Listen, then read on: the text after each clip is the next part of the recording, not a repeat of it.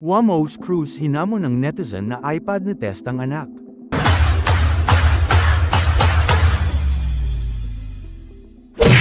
Viral at mainit na pinag-uusapan ngayon sa ilang social media platforms ang hamon na ibinato ng isang netizen kay Wamos Cruz, isang kilalang social media personality, patungkol sa kanyang anak na si Meteor. Ayon sa netizen, hinahamon niyang iPad na test ni Wamos ang kanyang anak, at iginiit ng netizen na malaki ang posibilidad na hindi ito anak ni Wamos. Dahil dito, mabilis na kumalat ang usapan sa social media at nakatanggap ng iba't ibang reaksyon mula sa mga netizens. May ilan na sumang-ayon sa netizen at nag-express ng excitement na malaman ang resulta ng DNA test, habang may mga iba namang nagbigay ng opinyon at sinabi na baka isang uri ng inggit lang ang sanhi ng naturang mga pahayag laban kay Wamos. Isang netizen ang nagkomento, "Utak talangka siguro yung nagsabi o baka naman langgo sa inggit dahil may mga taong naiingit, hindi nila alam na nakakasira na sila ng buhay ng iba. Ay pakulong mo na yan kasi sure na positive yan idol."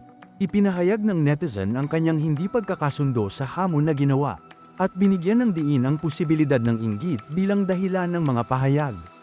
Habang ang iba ay may mga opinyon tungkol sa issue, may mga netizens din na nagsabi na kanilang sinusuportahan si Wamos at hindi pwedeng basta-basta magpaniwala sa mga hindi beripikadong pahayag. Ang ilan pa ay nagbigay ng mga komento na nagpapakita ng kanilang galit sa netizen na nagbigay ng hamon, sinasabing hindi makatarungan ang magbigay ng ganitong uri ng akusasyon ng walang konkretong ebidensya. Sa kabila ng lahat ng ito, hindi pa nagbigay ng pahayag si Wamos Cruz hinggil sa hamon ng netizen na iPad na test ang kanyang anak.